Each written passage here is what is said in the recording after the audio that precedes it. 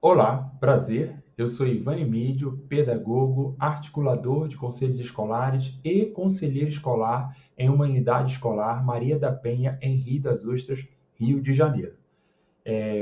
Foi feito o convite, né, para que eu pudesse estar falando um pouquinho sobre o GAFS. Mas antes de falar do GAFS, eu preciso falar do Programa Nacional de Fortalecimento dos Conselhos Escolares, porque foi a partir desse programa que foi criado o GAFS. Porque se não fosse o programa, o GAFS não existiria. O programa, ele tem toda uma base legal. Ele foi criado através de uma portaria, que é a portaria do MEC 2896, de 16 de setembro, em 2004. Então, ele tem uma legalidade. Já o grupo articulador, não. O grupo articulador ele foi criado para facilitar o trabalho, a mobilização dos conselhos escolares em cada unidade escolar. Então, tem uma pequena assim, diferença de entendimento, que às vezes as pessoas pensam que é algo registrado, legalizado, não. Ele foi criado, por isso que é chamado de grupo, GAFS, Grupo Articulador, por conta dessa necessidade de formação, dessa necessidade de fazer uma mobilização lá no chão da escola, em cada município, e o MEC entendeu que ele não tinha braços para isso, né? Não tinha pessoas para fazer esse tipo de trabalho, ele criou o programa onde ele oferta a formação. A partir do programa, ele cria um grupo de articuladores para que esses articuladores pós, né, ou após formados, eles possam estar dando orientação, fazendo mobilização e suporte para os conselhos escolares em cada unidade escolar espalhada por esse nosso Brasil aí, que é de grande extensão, né? Então, é assim que nasce o GAFS. Vamos continuar no próximo slide eu vou explicar melhor e fazer uma pequena e breve apresentação sobre o programa. Bem, o programa de fortalecimento dos conselhos escolares tem como finalidade apoiar escolas públicas, rede de ensino e comunidades escolares na organização, formação e atuação efetiva dos conselhos escolares como instrumentos de gestão democrática, participação social, transparência e melhoria da qualidade da educação. Essa é a finalidade do programa. Aí surge o GAFSE a partir daqui, aonde o grupo é instituído, é criado, né, para estar dando esse apoio. E aqui no Rio de Janeiro, o GAFSE foi criado em 2009, porque o MEC viu possibilidades. Aqui, né, um grupo se mobilizou, porque não foi nada, vamos falar assim, oficial, né? Por não ser oficial, aconteceu que aquelas pessoas que tinham interesse em fazer essa mobilização, essa articulação, essa formação nos municípios, iam começar a ter formações. O MEC ofertou na época, né, um curso, uma formação para esses articuladores, para que eles tivessem condições de fazer o trabalho no chão das escolas em cada município. E aí, cada secretaria deveria indicar uma pessoa para representar. Na época, se eu não me engano, era permitido apenas uma pessoa. Hoje, depois da gente fazer algumas reuniões, a gente entendeu que quanto mais gente, melhor. Então, a gente agora tem lugares aí que tem 2, tem 3 articuladores em um município. Olhando para a grandeza do município, né, pela quantidade de bairros e distritos que ele precisa de ter mais de um articulador. Então, hoje a gente tem essa permissão de ter mais articuladores. Então, o GAFSE nasce nesse contexto, nessa situação, para atender os municípios quanto à formação dos conselhos escolares. Vamos avançar agora um pouquinho? Agora vamos falar um pouquinho qual é a função do GAFSE. Aí eu vou descrever, já adiantei algumas coisas, mas vou descrever agora ponto a ponto para que vocês possam entender, tá? A função do GAFSE é fortalecer a atuação dos conselhos escolares como espaço legítimo de participação, diálogo, controle social, corresponsabilidade e gestão democrática nas unidades escolares da educação pública. Promover a formação de conselheiros escolares, gestores, profissionais de educação, estudantes, responsáveis e representantes da comunidade local. orientar as escolas quanto à organização, composição, eleição, funcionamento e registro das ações do Conselho Escolar. Estimular a participação da comunidade escolar nas decisões pedagógicas, administrativas e financeiras da escola. Contribuir para o acompanhamento do PPP, do PDDE, dos recursos escolares, dos projetos institucionais e das ações pedagógicas. E apoiar a criação e fortalecimento dos fóruns dos conselhos escolares no âmbito escolar municipal e regional. Essa é a função do GAFS. Quando a gente fala aqui na questão que ele coloca aqui, orientação quanto à organização, a gente precisa criar um estatuto, porque esse vai ser o documento norteador para que o conselho funcione. Porque muitas das vezes a gente tem um problema sério, né? As pessoas novas que chegam não entendem e não sabem como é que foi feito ou construído, instituído, né? Esse documento. Então, quando falo nessa parte aqui, orientação quanto à organização, composição, tudo isso é colocado dentro de um estatuto. Após esse estatuto, as escolas precisam levar esse estatuto para registrar que agora aquela escola tem um conselho, além desse estatuto, ela também tem que levar uma ata, que é a ata de eleição e posse dos membros. Então, a função dele é realmente organizar e fazer com que a gestão democrática, a participação de todos, seja efetiva em todas as ações que a gente mencionou aqui, como o PPP, o PDDE, os recursos que chegam, as ações pedagógicas, tudo isso precisa de participação democrática. Precisa que todos estejam cientes do que está acontecendo com a escola e também possam ter vez, voz e voto diante desses acontecimentos, tá bom? Então, a função dele é amparar, fortalecer e fazer com que isso possa ser realmente exercido, ou melhor, praticado na escola, tá bom? Agora vamos para o próximo aqui. Qual a importância do GAFS? Aí eu vou falar agora sem nenhuma descrição, pelo que eu já estou um tempo no GAFS, né? Eu já estou no GAFS já há 10 anos, gente. Desde o tempo que eu entrei para a educação pública, eu terminei meu curso de pedagogia, a minha graduação em pedagogia, depois fiz minha pós-graduação em ensino à distância, e aí logo em seguida já fui convidado para poder participar do GAFS. E hoje eu posso falar para vocês que estão começando agora, estão graduando, a importância do GAFS, principalmente no Rio de Janeiro. A gente tem, a gente conseguiu, né, avançar muito. A gente antes tinha um número muito reduzido, de 92 municípios. A gente lá atrás, eu acho que a gente tinha 30, 40 municípios, era mais ou menos isso. E aí a gente, com o tempo, foi conseguindo avançar, chegamos a quase 80 municípios. Hoje esse número está se perdendo um pouquinho. E isso sempre ocorre quando entra a questão de eleição. A cada pleito, a cada eleição que acontece de 4 em 4 anos, infelizmente, os articuladores, eles são alterados, né? Eles são...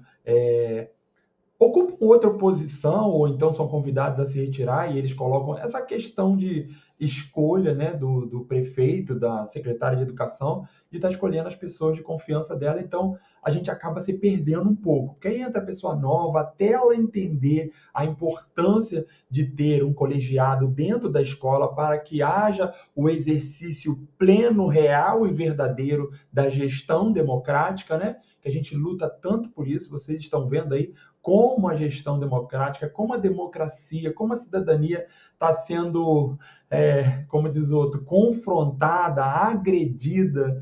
Então a gente precisa ter uma força-tarefa muito grande de olhar para esse GAFS, né, para esse grupo articulador, mais especificamente para os conselhos escolares, porque o GAFS é um grupo que articula, né? Mas os conselhos escolares em cada escola, que é obrigatório hoje, eu queria muito que quando vocês chegassem no município de vocês, quando vocês estivessem assim, se apresentando, aqueles que fizerem concurso, ou então forem trabalhar, mesmo que seja de forma contratado, procurem saber se o município tem conselho escolar, porque o conselho escolar hoje ele está posto com uma lei. ele é obrigatório em todas as unidades escolares. E por quê, Ivan? Porque a escola, além das ações pedagógicas, além dessas questões de trazer transparência para toda a comunidade, sociedade, ela também recebe recursos. E quando a gente fala de recursos, a gente precisa de pessoas para que esse recurso tenha transparência do uso. E aí a gente tem um problema quanto a isso aí, mas não é o momento da gente estar conversando sobre isso. Porque, assim, muitos diretores, muitos profissionais que existem na educação têm resistência de participar do conselho escolar. Olha só que absurdo. Por favor, você que está chegando agora, seja você a diferença na educação. E como eu posso ser a diferença? Se colocando disponível para participar dos colegiados que existem ligados à educação. E esse convite que eu faço em especial, seja esse colegiado, o conselho escolar. Porque o conselho escolar ele está lá na escola, no chão da escola.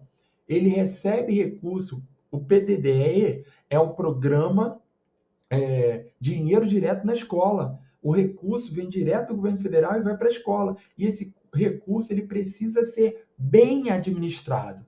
Ele precisa ter transparência para que não haja nenhum problema. Afinal, é um recurso que a secretaria ela não tem o direito de impor ou colocar qualquer condição para que aquele recurso seja usado. Então, quando envolve recurso, a gente tem certos probleminhas. Então, a gente precisa estar atento. Então, é muito importante, vocês que estão chegando agora, quando vocês ouvirem a palavra conselho escolar, por favor, se coloquem disponíveis. A gente precisa muito hoje da participação de todos dentro da escola, para que a escola realmente seja democrática, que ela tenha uma gestão democrática, porque eu só acredito em democracia nesse país se a gente começar a formar essa democracia no chão da escola. E aí eu vou acrescentar só mais um pouquinho. Além dessa democracia que já existe dentro do conselho escolar, a gente precisa também entender essa democracia entre os alunos, que é o maior público da escola pública. Então a gente precisa entender que essa democracia ela precisa começar entre eles. E como isso, professor Ivan? A gente precisa entender que que a gente precisa criar projetos e programas representantes de turma. A gente precisa trabalhar representatividade entre os nossos alunos, para que quando eles vierem a votar, estejam aptos a votar, eles possam votar de uma forma coerente. Porque quando eu trabalho representatividade com representante de turma, eu estou explicando, ensinando para aquele aluno que ele é um representante e começar a parar as arestas dele quando ele pensar que é o chefe, o dono da situação, o todo-poderoso, porque é assim que a maioria dos membros dos grêmios querem se comportar. E eu sempre falo, quando eu vou nas escolas, a minha fala é bem contundente e bem firme nessa questão. Antes de fazer o grêmio, é necessário ter uma cultura de representante de turma. Cada turma tem que ter um representante para quando for criar o Grêmio já ser algo que eu entendo o que é representar. Não sou eu que falo, não sou eu que dita as regras. É um grupo que decide e eu sou porta-voz desse grupo. A gente decide como? Através de voto. Queremos que a quadra agora tenha uma rede de voleibol. Ok, todos concordam? Levanta. Se concorda, você é representante, a sua voz tem que chegar lá na secretaria e mais, representante de turma, ele também pode se tornar um membro do conselho, para que ele possa ter voz lá no conselho escolar, que é onde tem o recurso para comprar a tal da como é que eu falei o nome aqui agora? A idade já vai passando, a gente vai perdendo um pouco.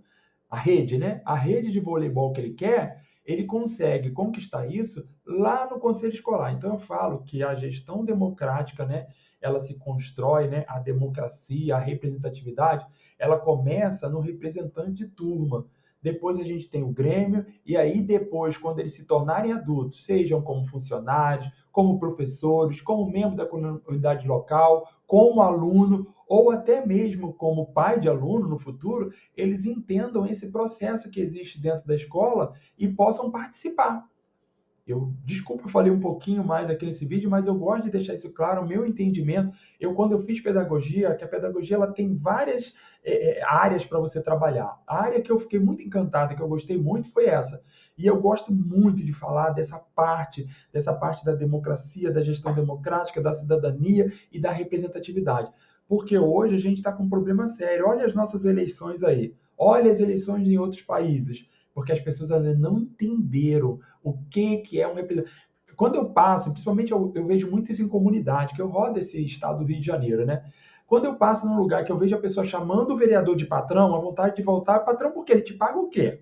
O que ele te paga? Ele te paga salário? Então não é seu patrão, meu querido. Você tem que chamar ele de representante fulano de tal. Lembra que eu votei em você? Você é meu representante. Essa rua está com problema, a gente está com buraco.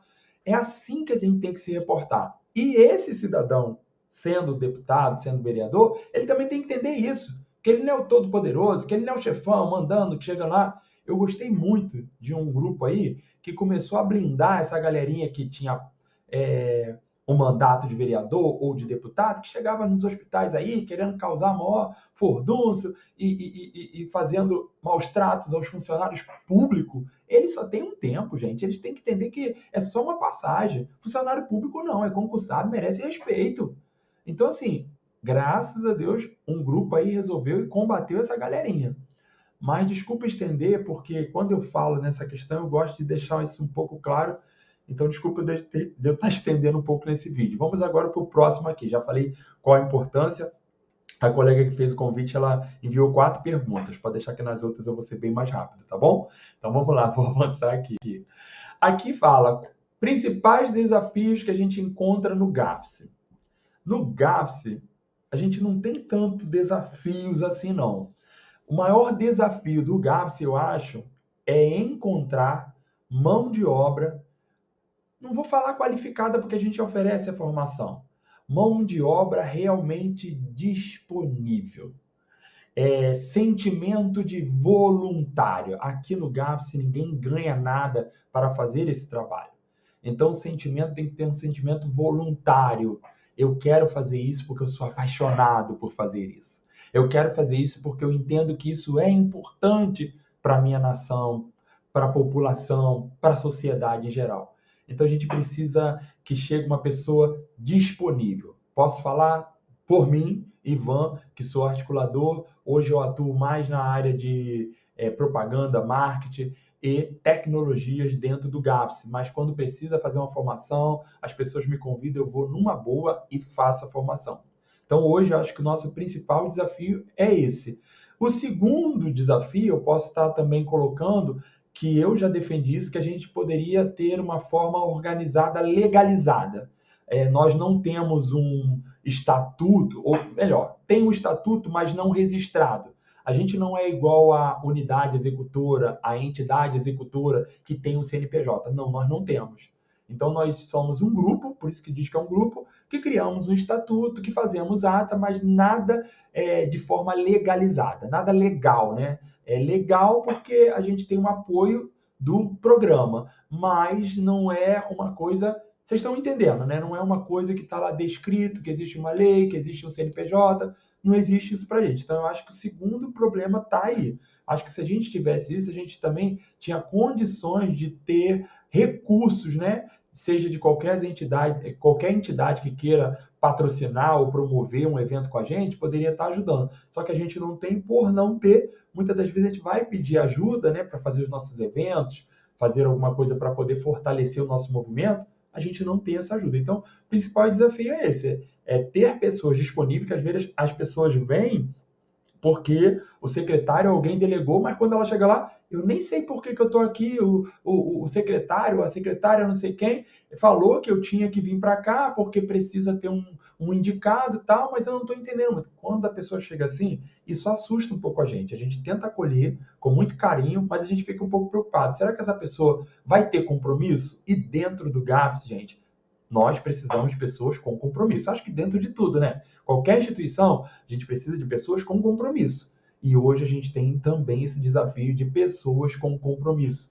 Imagina 3 pessoas, 3 não, que na verdade 2, né? A Keila e a Márcia, elas são as coordenadoras desse programa, ou melhor, desse grupo.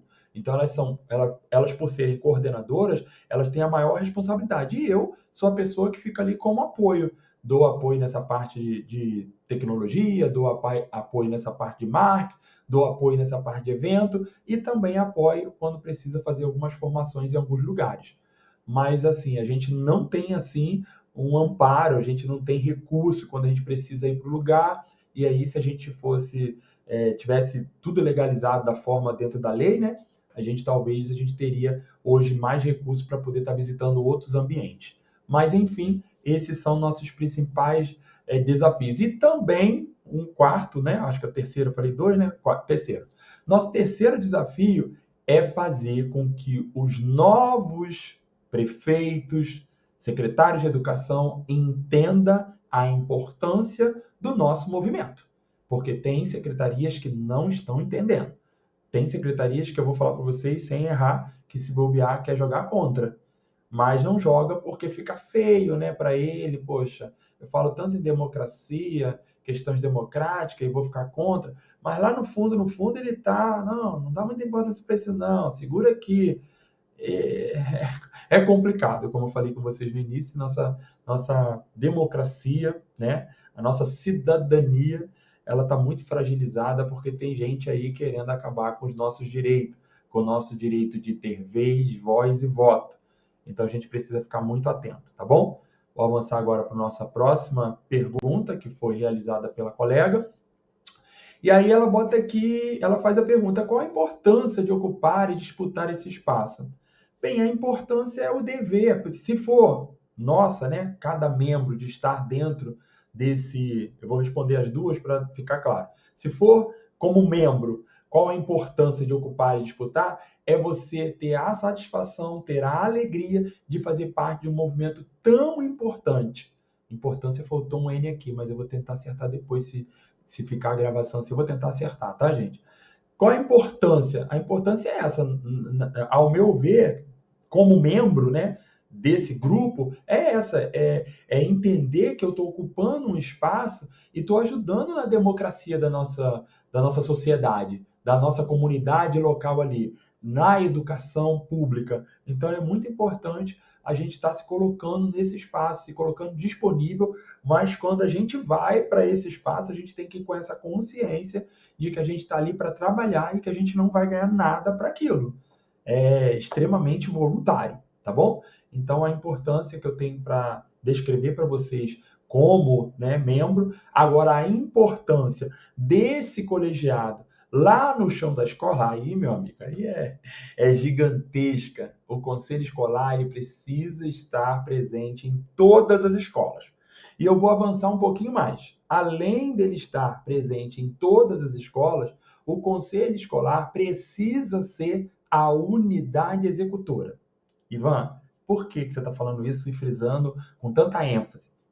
Pelo seguinte, quando eu tenho 2 colegiados dentro de uma escola, há conflito.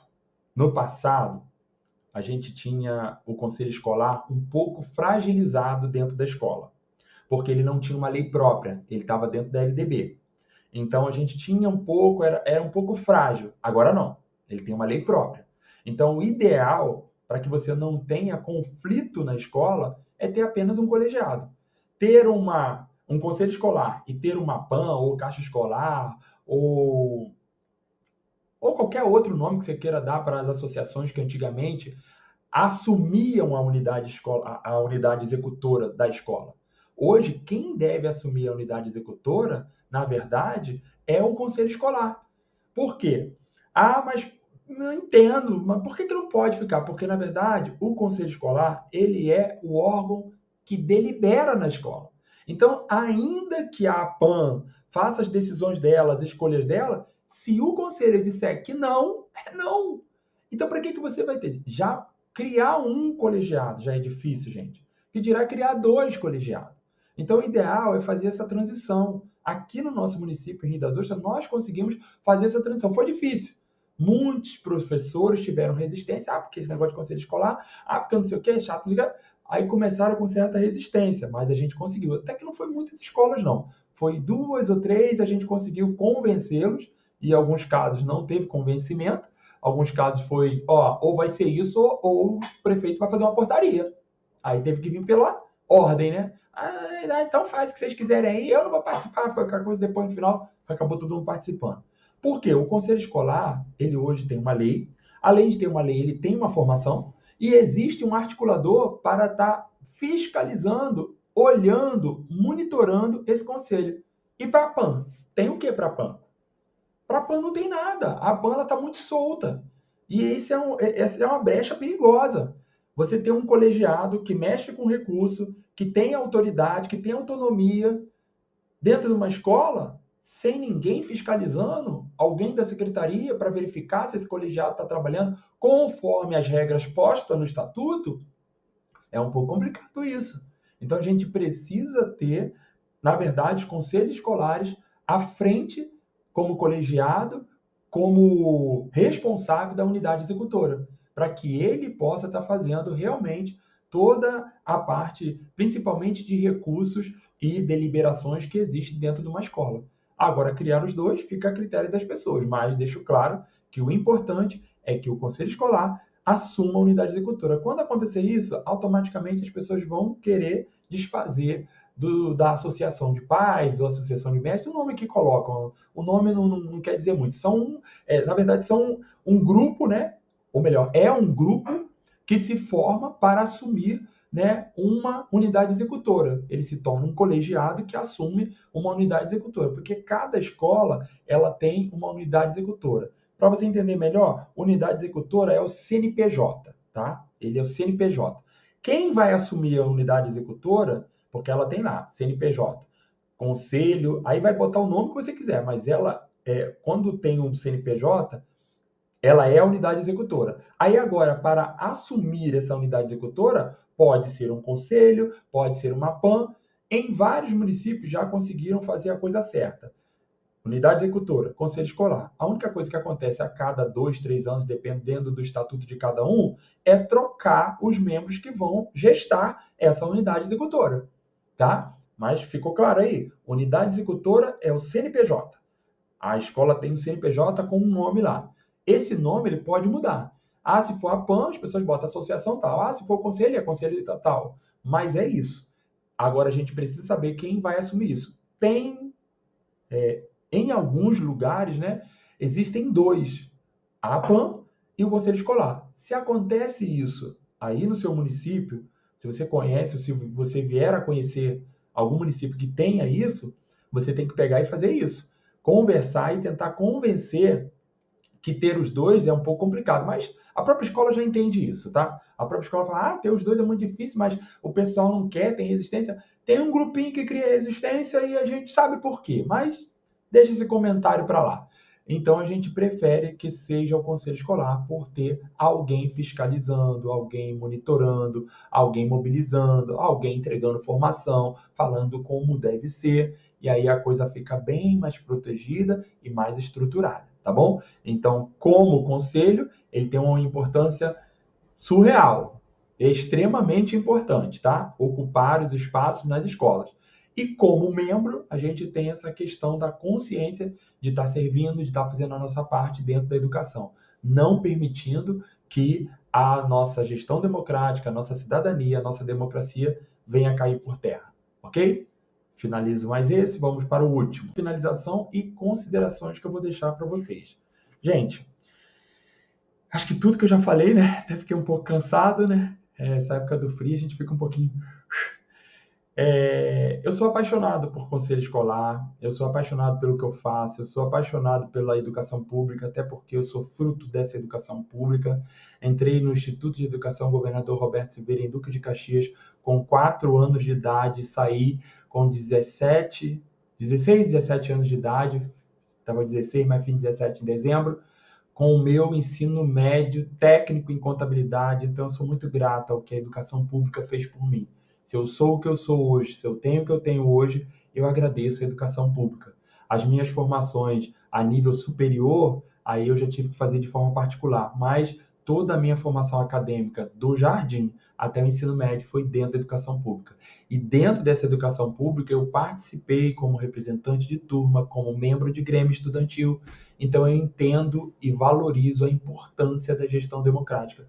Então, por esse e outros motivos, entender que o meu dom, o meu chamado, o meu ministério, se assim as pessoas quiserem falar, a minha missão dentro da educação é fortalecer a gestão democrática, é atuar na gestão democrática, é fazer com que a gestão democrática realmente seja estabelecida e respeitada dentro da escola.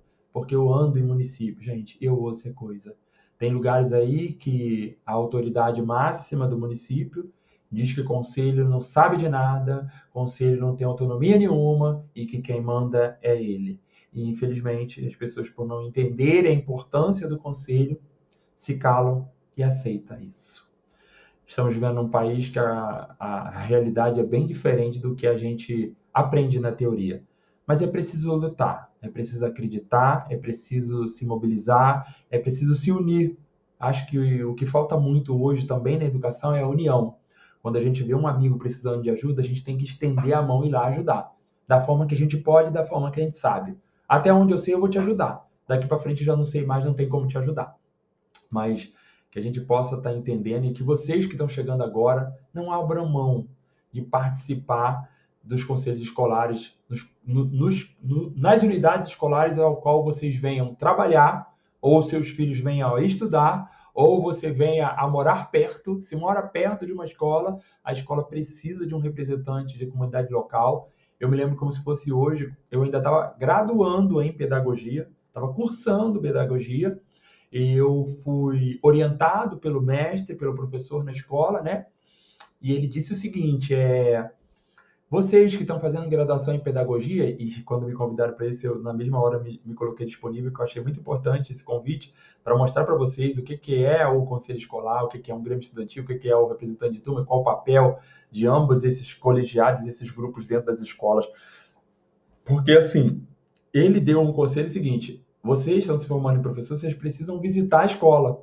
E, de preferência, vou deixar o convite para vocês agora, hein? Como dizer, vou passar, alguém me passou e eu vou passar. Tem uma palavra que agora eu esqueci, tá? Então, o que acontece? Eu vou compartilhar com vocês esse convite, porque é de extrema importância a gente estar conhecendo, vocês que estão formando, conheçam a escola pública, por favor, para que depois você não seja mais um para estar agarrado com a sua mãozinha no famoso muro das lamentações, porque eu já não aguento mais esse muro. Tem pessoas que só sabem se lamentar, mas que isso aqui tá ruim, que isso não vai mudar. Gente, deixa eu trazer um destaque para essa minha fala aqui. As palavras positivas, elas têm um poder positivo. As palavras negativas, ela tem um poder negativo. Então, por favor, declarem palavras positivas para ver se a coisa melhora. Porque pior do que tá, a gente não vai aguentar. Então, a gente precisa olhar com um olhar mais carinhoso, de mais um olhar com fé, um olhar com esperança, um olhar acreditar que isso pode melhorar, que isso pode mudar. Mas eu também tenho a consciência, gente, que só vai mudar se cada um fizer a sua parte. Mas existe um grande número de pessoas que já estão desistindo, que já decidiram que não aguenta mais, que eu não quero mais isso, e aí tá ali, desculpa, batendo ponto. É isso. A pessoa tá batendo ponto. Ela faz o dela e acabou. Só que na área da educação é impossível fazer só o meu, fazer só isso aqui. É impossível. Se você não se doar verdadeiramente, é muito difícil fazer só o meu, bater o ponto e ir embora. Então, que vocês possam ter essa consciência. Visitem as escolas, participem dos conselhos escolares. Nem que for para... se você não tá, já teve eleição, agora só daqui a 3 anos, aí 3 anos já terminei minha graduação. Então, fala assim, eu posso pelo menos vir participar para conhecer um pouquinho a escola?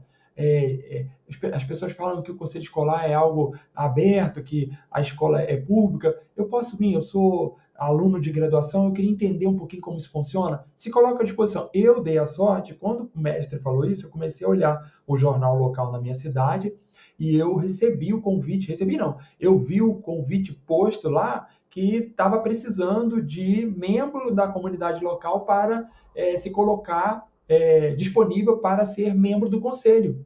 E tinha que ser da comunidade local. Como eu atuava aqui como presidente da associação no bairro onde eu moro, foi muito fácil. Cheguei lá, entreguei minha ata da associação e participei. Mas hoje a carência é tão grande que se você se colocar como um estudante, como uma pessoa que mobiliza, que acredita na educação, eu tenho certeza que ninguém vai se opor, porque a dificuldade de arrumar pessoas voluntárias de comunidade local é muito grande.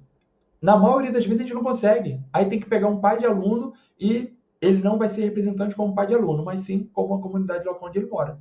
Então, pelo filho dele estudar ali, a gente aceita isso como um motivo dele ser um membro da comunidade local.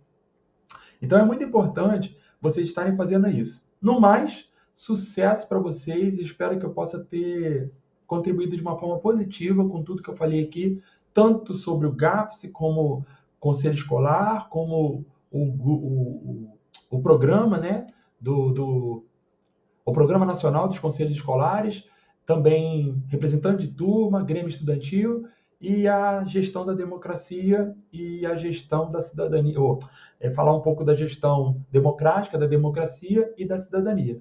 Eu espero que eu possa ter deixado para vocês aqui alguma marca positiva, porque eu sou apaixonado, eu faço isso, eu não ganho nada, nada. Eu que criei o site do GAFS, né? Eu que dou suporte, eu que apoio, mas isso tudo é de graça, é porque eu tenho certeza que todo e qualquer movimento que eu faça para melhorar a educação vai fazer sentido. E como dizia Paulo Freire, né?